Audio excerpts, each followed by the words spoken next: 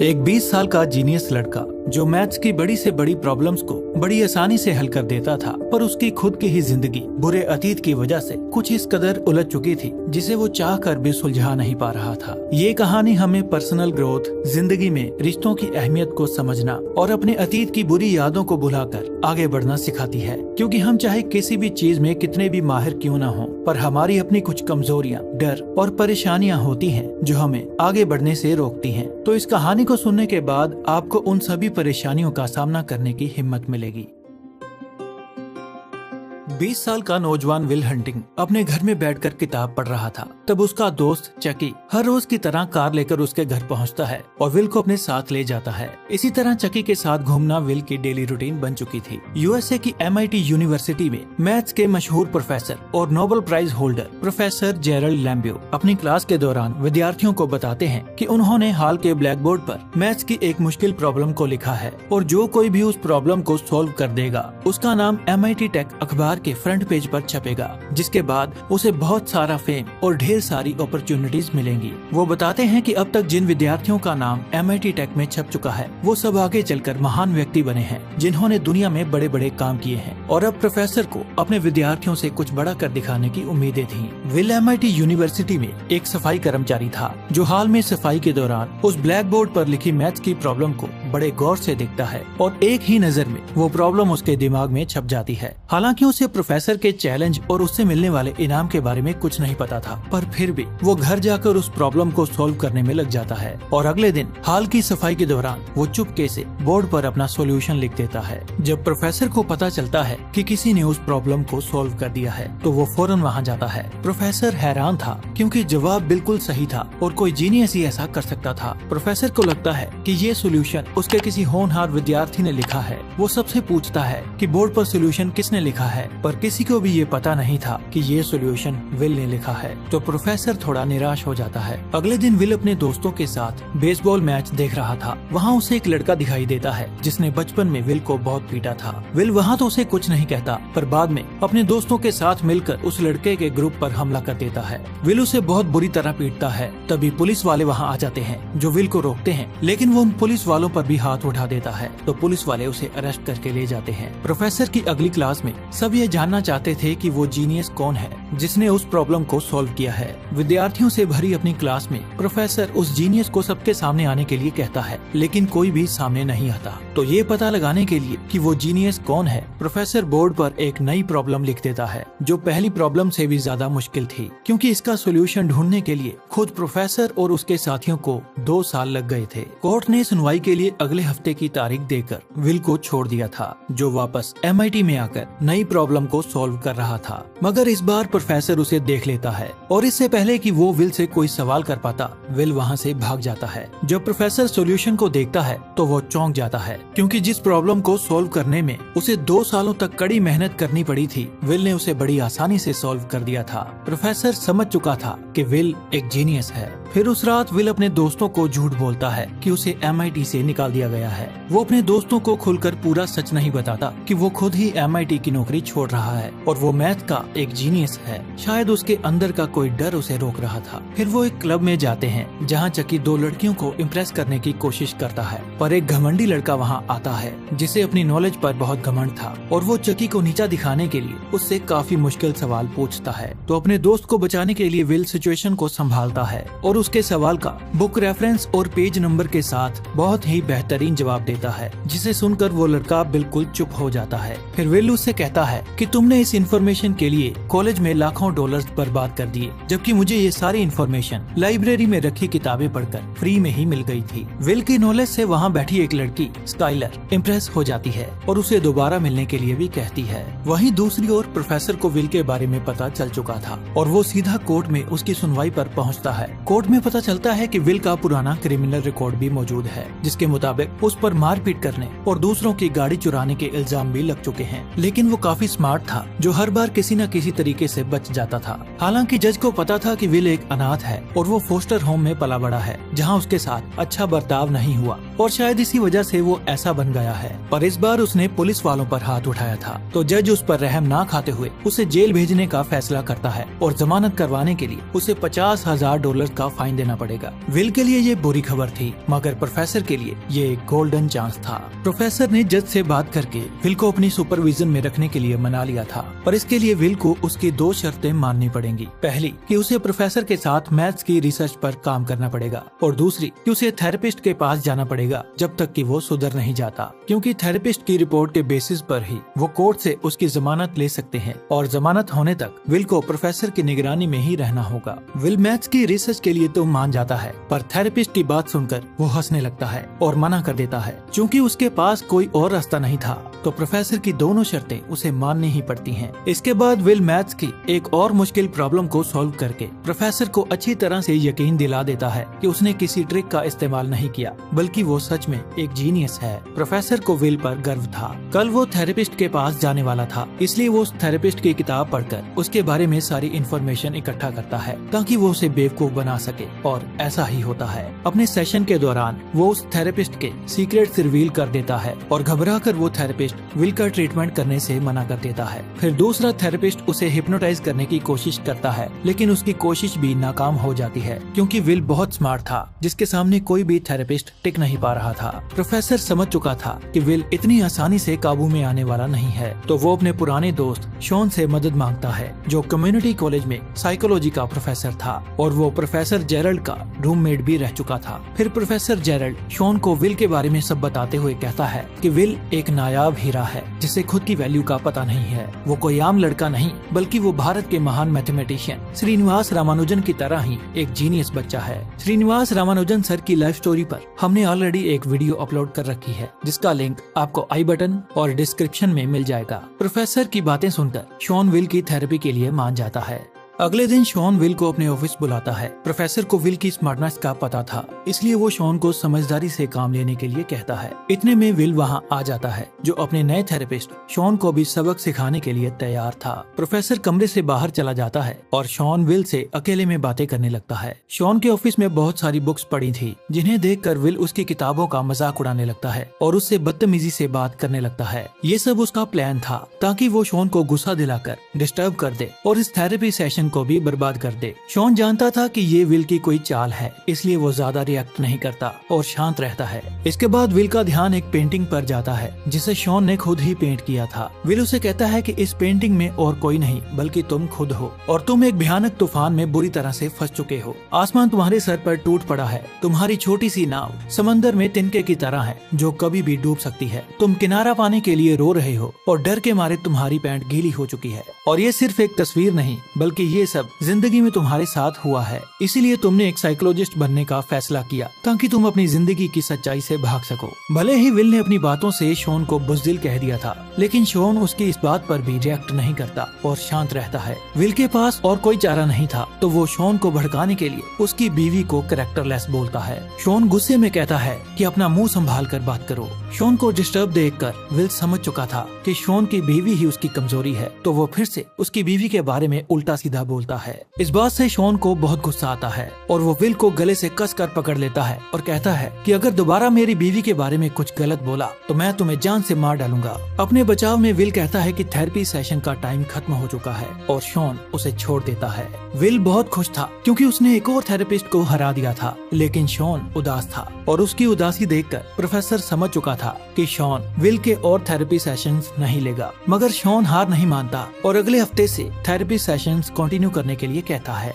उस रात will Skyler के साथ डेट पर जाता है, जहां उसे पता चलता है कि स्काइलर का परिवार काफी अमीर है और वो हार्वर्ड यूनिवर्सिटी में पढ़ाई कर रही है। स्काइलर को भी विल बहुत अच्छा लगता है। उनकी डेट बहुत अच्छी जाती है और वो दोनों एक दूसरे को लाइक करने लगे थे। अगले थेरेपी सेशन के दौरान शॉन विल को पार्क में ले जाता है। वो कहता है कि तुम्हारी उस दिन की बदतमीजी पर पहले तो मुझे बहुत गुस्सा आया, पर जल्द ही मुझे ये एहसास हो गया कि तुम सिर्फ एक बच्चे हो, जिसे इस बात का एहसास नहीं कि वो क्या बोल रहा है। तुम्हें प्यार के बारे में अगर कुछ पता भी है तो उसका आधार है वो नीरस किताबें, जो हमें किसी चीज के बारे में सिर्फ बता सकती हैं, लेकिन उसका एहसास नहीं करवा सकती। असल जिंदगी किताबों से कहीं ज्यादा खूबसूरत है, जिसका तुम्हें एहसास नहीं है, क्योंकि तुमने जिंदगी को सिर्फ सिर्फ किताबों में पढ़ा है, उसे जिया नहीं। अगर तुमने जिंदगी को जिया होता तो तुम्हें पता चलता कि जिससे तुम प्यार करते हो उसके साथ जीने से इतनी खुशी मिलती है जो दुनिया की कोई भी किताब बयां नहीं कर सकती। लेकिन तुम्हें इस बात का एहसास कहाँ, क्योंकि तुमने कभी किसी से इतना प्यार किया ही नहीं। दरअसल शॉन की बीवी को कैंसर था, जिसने अपने आखिरी 2 महीने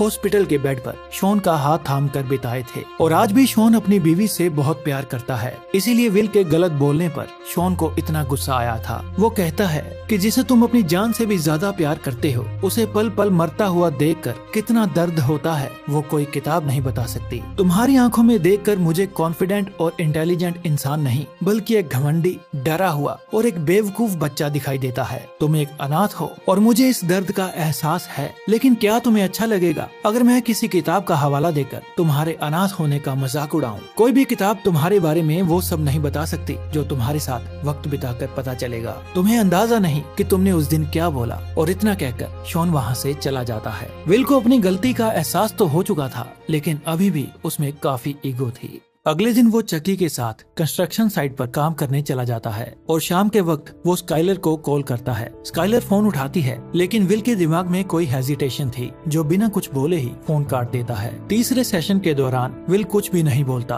तो उसे चुप देखकर शॉन भी खामोश ही रहता है और कोई रिएक्शन नहीं देता, क्योंकि वो जानता था कि विल अभी भी उसके साथ माइंड गेम्स खेल रहा है। सेशन का सारा समय यूं ही दोनों की लंबी खामोशी में खत्म हो जाता है। शॉन जानता था कि जब तक विल उससे बात नहीं करना चाहेगा तब तक उसे इंतजार करना होगा। प्रोफेसर जेरल्ड के साथ मैथ्स की रिसर्च में विल बहुत बढ़िया काम करता है। जिन प्रॉब्लम्स को कुछ मैथमेटिशियन सालों से हल नहीं कर पाए थे, उन प्रॉब्लम्स को विल बड़ी आसानी से सॉल्व कर देता है और प्रोफेसर को मानो ये सब एक चमत्कार लग रहा था। फिर शॉन के साथ चौथे सेशन में विल अपनी चुप्पी तोड़ता है और शॉन को एक जोक सुनाता है। शॉन इसी मौके की तलाश में था। वो विल से उसकी गर्लफ्रेंड के बारे में पूछता है। विल उसे बताता है कि वो स्काइलर को डेट कर रहा है, जो बाकी लड़कियों से बिल्कुल अलग है, लेकिन वो उससे कॉल पर बात नहीं करता क्योंकि अभी स्काइलर उसके लिए परफेक्ट है और ज्यादा बात करके वो सब बिगाड़ना नहीं चाहता। वो स्काइलर से प्यार करता था, लेकिन वो डरता था कि अगर स्काइलर को पता चल गया कि वो एक अनाथ है तो शायद वो उसे मिलना बंद कर दे। शॉन उसे कहता है कि कोई भी इंसान परफेक्ट नहीं होता,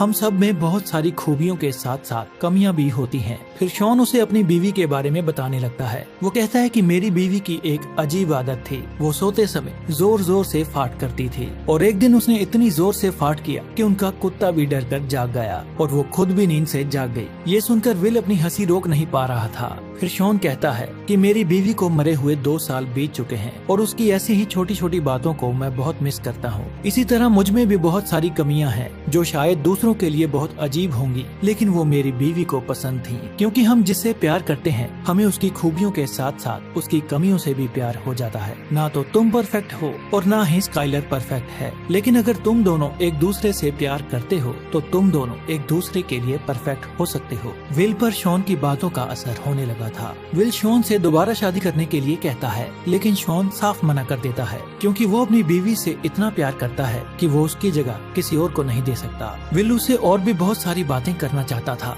लेकिन शॉन कहता है कि टाइम खत्म हो चुका है। और ये पहली बार था जब टाइम खत्म होने की बात किसी थेरेपिस्ट ने कही थी, क्योंकि आज तक जितने भी सेशंस हुए थे उनमें विल जीतता आया था और पहली बार किसी थेरेपिस्ट की जीत हुई थी, क्योंकि शॉन उसका इलाज किसी साइकोलॉजी की किताब पढ़कर नहीं बल्कि अपनी जिंदगी के निजी अनुभव से कर रहा था, जो किसी भी किताब से बेहतर था क्योंकि उसकी बातें सुनने में बहुत दिलचस्प थीं। सेशन के बाद विल स्काइलर से मिलता है। जब स्काइलर विल से उसके परिवार के बारे में पूछती है तो विल उसे झूठ बोल देता है कि उसके 12 बड़े भाई हैं और वो 13वां और सबसे छोटा है। अगले सेशन में वो शॉन से पूछता है कि तुम्हें कभी ये सोचकर अफसोस नहीं हुआ कि ना तो तुम अपनी बीवी से मिलते और ना ही तुम्हें आज इतना दुख उठाना पड़ता। इस पर शॉन कहता है कि नहीं, मुझे किसी बात का जरा सा भी अफसोस नहीं है। फिर विल पूछता है कि तुम अपनी बीवी से कैसे मिले थे और तुम्हें प्यार कैसे हुआ, तो शॉन बताता है कि वो अपने दोस्तों के साथ बेसबॉल का मैच देखने गया था, जो बेसबॉल के इतिहास का बहुत खास मैच था। वो अपने दोस्तों के साथ पूरी रात गेट के पास सोया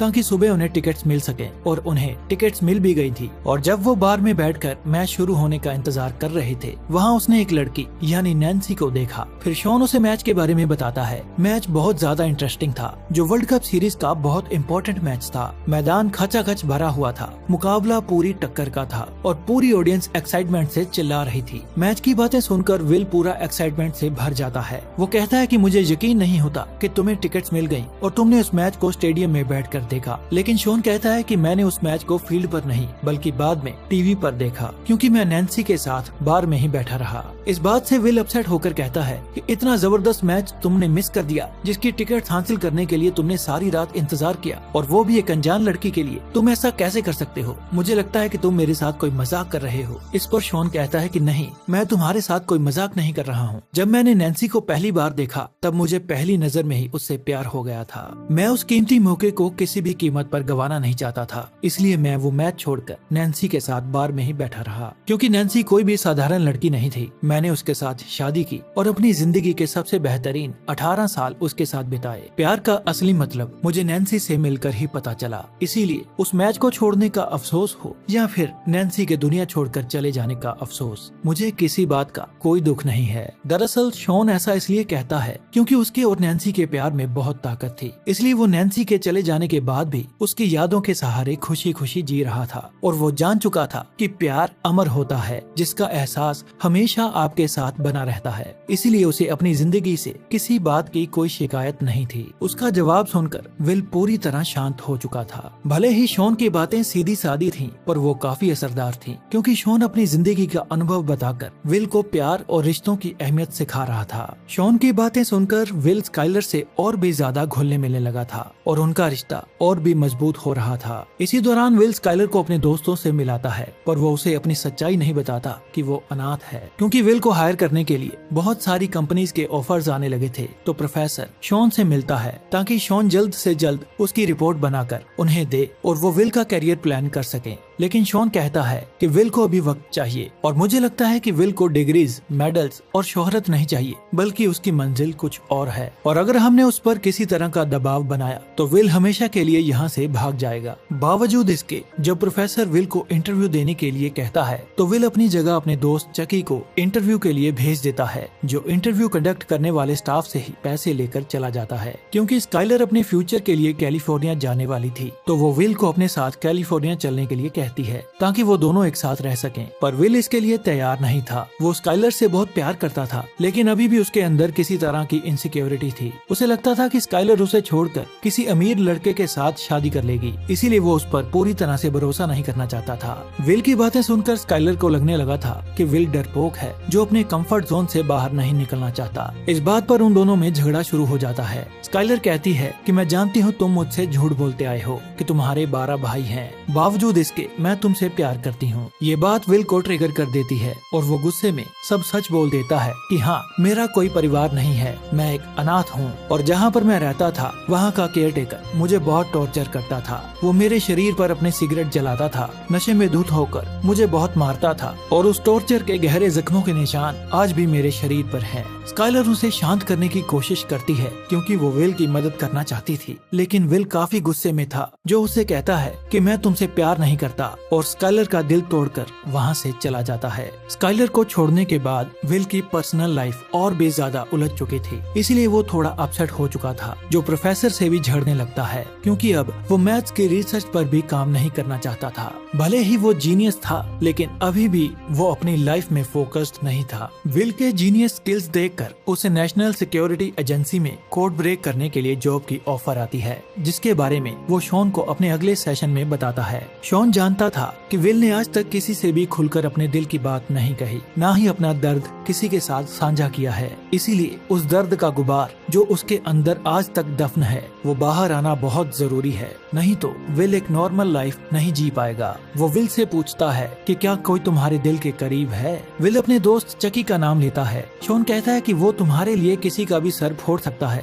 लेकिन तुम्हारे दिल की गहराई को नहीं समझ सकता। फिर विल कुछ फिलोसफर्स और राइटर्स का नाम लेता है, लेकिन शॉन कहता है कि वो सब सालों पहले मर चुके हैं। फिर शॉन उससे पूछता है कि तुम्हारा दिल किस चीज में लगता है और तुम अपनी जिंदगी में क्या करना चाहते हो। ये सवाल तो बिल्कुल सीधा था, लेकिन विल अपने दिमाग में इतना उलझ चुका था कि उसके पास इस सवाल का कोई जवाब ही नहीं था। शॉन उससे कहता है कि तुम बहुत काबिल हो, तुम्हारा टैलेंट बेमिसाल है, मगर तुम अपने टैलेंट को इस्तेमाल ना करके और उसकी जगह मजदूरी का काम करके अपनी लाइफ को बर्बाद कर रहे हो। शॉन की बातों का विल के पास कोई जवाब नहीं था, तो वो शॉन को अपनी बातों में उलझाने की कोशिश करता है, लेकिन शॉन उसकी चाल समझ जाता है और वो फौरन ही उसे बाहर जाने के लिए कहता है। फिर एक दिन कंस्ट्रक्शन साइट पर काम के दौरान चकी को विल के ब्रेकअप का पता चलता है और वो विल से कहता है कि तुम अपनी जिंदगी को बेहतर बना सकते हो। मैं इस काबिल नहीं हूँ कि कोई बढ़िया काम कर सकूं, लेकिन तुम काबिल होने के बावजूद भी हमारे साथ यहाँ काम करके धीरे धीरे खुद को खत्म कर रहे हो और अपनी जिंदगी बर्बाद कर रहे हो। तुम्हें अपनी ओर ध्यान देना चाहिए और अपनी झूठी जिद की वजह से अगर तुमने अपनी जिंदगी यूं ही बर्बाद कर दी तो ये सिर्फ तुम्हारी अकेले की नहीं बल्कि हम सबकी हार होगी, और अगर ऐसा हुआ तो मैं तुम्हें जान से मार डालूंगा। उसकी बातें विल को सोचने पर मजबूर कर देती हैं, क्योंकि विल अब मैथ्स की रिसर्च पर काम नहीं करना चाहता था, इसलिए प्रोफेसर को उस पर बहुत गुस्सा था जो शॉन के ऑफिस में उससे बहस कर रहा था। प्रोफेसर सोच रहा था कि अगर विल हमारे साथ काम नहीं करना चाहता तो उसे थेरेपी टेस्ट में फेल करके जेल भेज दिया जाए, लेकिन शॉन प्रोफेसर को समझाता है कि बचपन में विल पर हुए अत्याचारों की वजह से उसके दिमाग पर बुरा असर पड़ चुका है, जो आज भी किसी पर भी भरोसा करने से और किसी को भी अपने दिल के करीब लाने से डरता है, क्योंकि अब तक उसने जिस पर भी भरोसा किया उन सब ने उसके भरोसे को तोड़ा और उसे दुख पहुंचाया, इसीलिए मैं तुम्हें ऐसा नहीं करने दूंगा। फिर शॉन कहता है कि विल जो कर रहा है वो एक बचाव का तरीका है, इससे पहले कि कोई तुम्हें छोड़े, तुम्हें दुख पहुंचाए, तुम खुद ही उसे छोड़ दो और उससे मिलने वाले दर्द से बच जाओ।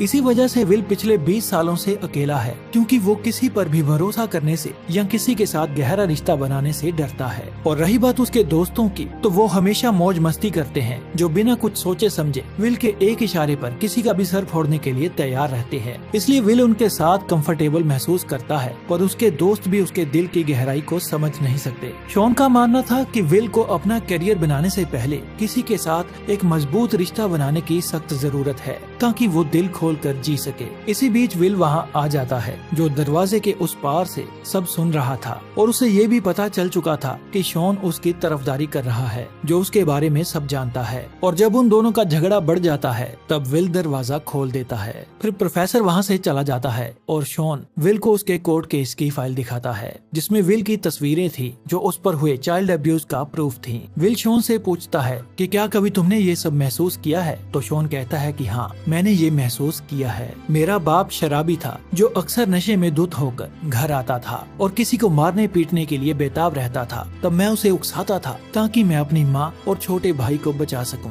विल कहता है कि अनाथालय में मेरा फोस्टर फादर भी ऐसा ही था, जो टेबल पर बेल्ट, छड़ी और रेंच रख कर बोलता था कि इनमें से एक चुन लो। शॉन कहता है कि मैं बेल्ट चुनता, लेकिन विल कहता है कि मैं रेंच चुनता था ताकि वो अपनी पूरी भड़ास निकाल ले। शॉन ने उसके थेरेपी सेशंस के आधार पर अपनी फाइनल रिपोर्ट भी तैयार कर ली थी। विल मन ही मन सोच रहा था कि वो थेरेपी रिपोर्ट में फेल हो चुका है और अब वो जेल जाने वाला है। वो शॉन से पूछता है कि तुमने रिपोर्ट में क्या लिखा है, अटैचमेंट डिसऑर्डर या छोड़कर चले जाने का डर। विल उसे ये भी बताता है कि वो स्काइलर से अलग हो चुका है। उसकी बातें सुनकर शॉन समझ आता है कि विल आज बिल्कुल अकेला हो गया है और वो अंदर से बुरी तरह से टूट चुका है। फिर वो विल से कहता है कि तुम मेरी बात ध्यान से सुनो, आज तक जो कुछ भी तुम्हारे साथ हुआ है उसमें तुम्हारी कोई गलती नहीं है। विल कहता है ठीक है, इट्स ओके, लेकिन शॉन उसे कहता है कि तुम समझ नहीं रहे हो, इस सब में तुम्हारी कोई गलती नहीं है। दरअसल शॉन ये अच्छी तरह से जानता था कि विल उसके सिवा किसी पर भी भरोसा नहीं करता, इसीलिए वो विल को रुलाने की कोशिश कर रहा था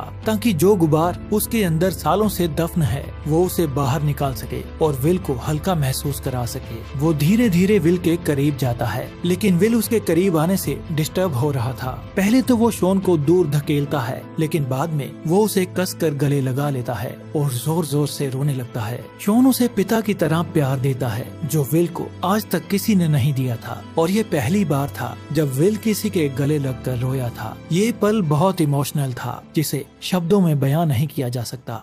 प्रोफेसर जेरल्ड की रेफरेंस से विल एक कंपनी को ज्वाइन कर लेता है और अपनी नई जॉब के बारे में वो शॉन को अपने आखिरी सेशन में बताता है। शॉन अब छुट्टियों पर जाने वाला था, तो वो विल को अपने ऑफिस का नंबर देता है। विल उसे दिल से शुक्रिया कहता है और शॉन उसके फ्यूचर के लिए उसे गुड लक कहता है। अगले दिन विल का जन्मदिन था और उसके दोस्त उसे एक पुरानी गाड़ी गिफ्ट करते हैं। विल अपनी गाड़ी लेकर सीधा शॉन के घर जाता है और उसके लिए एक चिट्ठी छोड़कर चला जाता है, जिसमें विल ने लिखा था कि प्रोफेसर को मेरी तरफ से सॉरी कह देना, क्योंकि मुझे किसी लड़की से मिलने जाना है। शॉन समझ चुका था कि विल उसी की तरह अपने प्यार से मिलने जा रहा है। जैसे शॉन ने वो मैच छोड़ा था, वैसे ही विल नौकरी छोड़कर स्काइलर से मिलने जा रहा है, क्योंकि नौकरी तो बाद में भी मिल जाएगी, मगर प्यार जिंदगी में सिर्फ एक बार मिलता है। वो विल के लिए बहुत खुश था, क्योंकि विल अब पूरी तरह से नॉर्मल हो चुका था। और इसी के साथ ये कहानी यहीं पर खत्म होती है। आई होप ये कहानी आपको अच्छी लगी होगी, तो इस वीडियो को लाइक करें, हमारे चैनल को सब्सक्राइब करें,